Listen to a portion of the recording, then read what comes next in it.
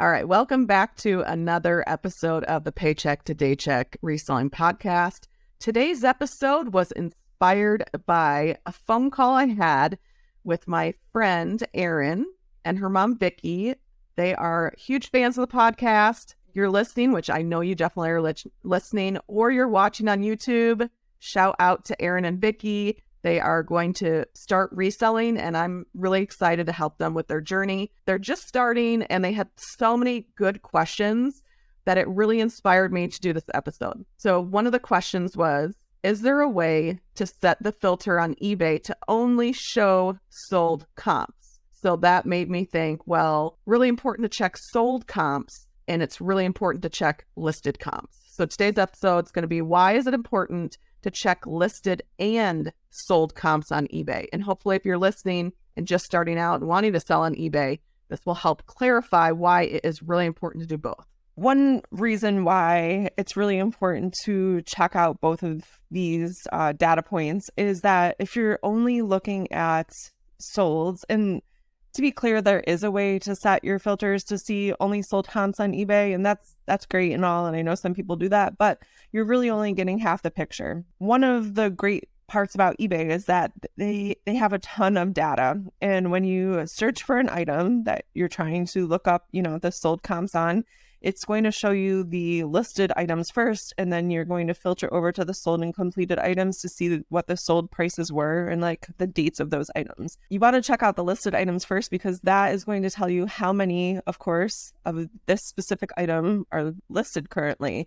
So if you have, 300 of these items listed and only 10 of them are sold, when you filter over to sold and completed, that's not a great sell-through rate. And I'm going to let Liz talk a little bit more about an example that she pulled up just for this episode. So sell-through rate is how fast is an item selling on eBay. And that is great that they do give us that data.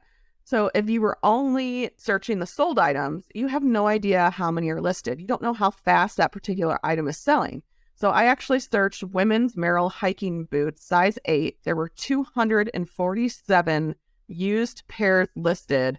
And then when I checked and filtered through the sold and completed, it was 119 that have sold. So out of 247 listings, I'm going to assume that about half of them are selling within the 90 days on eBay. So the data is the 90 days. So I will assume, okay, well, I do have a pretty good chance of those items selling. You would want to calculate your sell-through rate. So you take the solds and you divide it by the listings.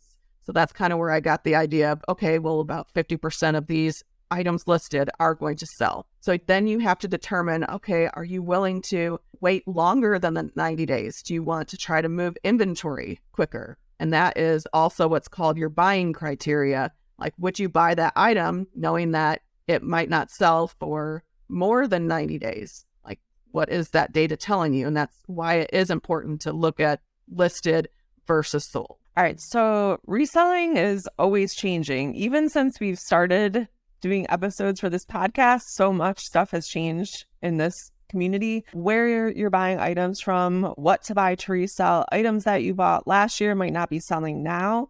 I know that, especially when I was doing retail and online arbitrage more than I am now, there were really, really hot and popular items. And I see those when I'm out at like Target and Walmart and Walgreens and places like that now. And I'm like, oh, maybe I should grab them. But, you always have to check to make sure that it's not oversaturated.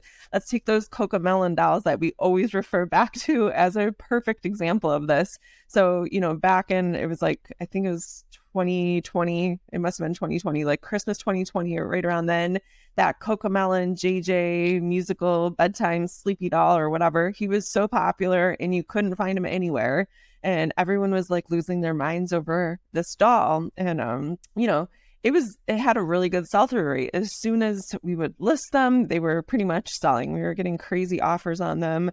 And I couldn't keep them in stock. The more I found, the more I was able to sell, and I was just blowing through them. I found a bunch of them at one store. I just kind of happened to be able to, find them through some connections that I had made, and I purchased a bunch of them. And I sold through, I would say probably like 65-70% of those dolls, and then all of a sudden the sales just stopped. It just plummeted. I wasn't getting offers. I was getting a lot of like, if I was getting an offer, I was getting a low ball. What I thought was a low ball anyways. Checking comps after, I mean, this was probably after a month and a half, maybe 2 months of selling them pretty consistently. Checking comps again, I sold that. The listed amount had gone through the roof. It had, I mean, just skyrocketed. The company had upped their production. Like, they were very readily available after that. So they weren't selling for me as well. And I had to, kind of liquidate them and figure out, what I was going to do with them. So I wasn't stuck hanging on to them. So I did hang on to one of them. The doll's actually in my parents' basement right now. Thanks, Mom and Dad. But we figured like it's going to be something really funny to like look back on at some point over the years. And it still cracks me up when I go down there and I see this creepy little doll staring back at me on the shelf. But, maybe like their grandkids or nieces, nephews, whoever will want to play with it someday. Or who knows, maybe it'll end up being like one of those vintage collector toys, with a little bit of a history. We'll see. Or it could end up like Beanie Babies. Who knows? Yeah. And your story then kind of ties into like the next thing that we want to mention. So when you buy an item, it is not guaranteed to sell. But by checking the items listed versus sold comps, it gives you a good idea of the sell-through rate, how much an item is selling for, and it helps you make better buying decisions. But it also is really important that you're not just picking up the same items over and over again, that every once in a while, like if you're out at a thrift store and you find a certain brand, look that item up again, because you could be in the position where Ashley was, where that sell-through rate was, they were flying off the shelf. There was a huge demand and not a lot of supply. And then it flip-flopped. Now there's a lot of supply and not a big demand for them. So that's how reselling is. It's constantly changing, but just making sure that you're doing things like checking listed and sold comps, that's going to help you make a better buying decision. And hopefully that will help you get better sales. Because I think some of the items that I look back on and why they were sitting so long, they just were not good items to buy. I wasn't double checking and looking them up. And I think that's why they were sitting so long. So that's just a mistake not to make. So that is one way to look up items. eBay does offer another kind of research tool. It's called Terapeak. I believe you only get it if you have a store, so you have to pay for an eBay store. I don't use it that often. Every once in a while, I'll go in to see like what is selling and how people like keyworded their listings. So maybe if I was looking for or listing the Merrill hiking boots, I would put Merrill hiking boots in Terapeak, search, and it will show me all the items that have sold. So that's another strategy. I just don't use it that much.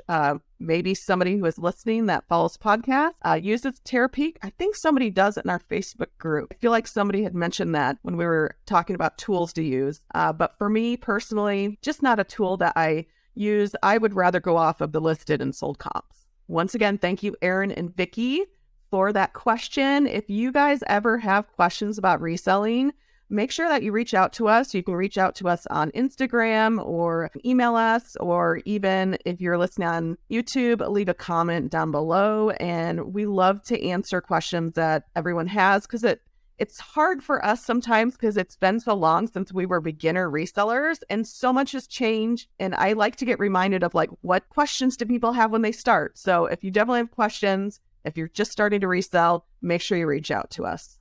All right, guys, that's a wrap on today's episode. Thank you so much for listening to the Paycheck to Daycheck Reselling Podcast. Anything we mentioned in this episode will be linked down below in the show notes or description down below. Be sure to share this episode with anyone you think it will help, and follow us on social media at P2D Podcast. Thanks again for listening. Keep working towards that Daycheck.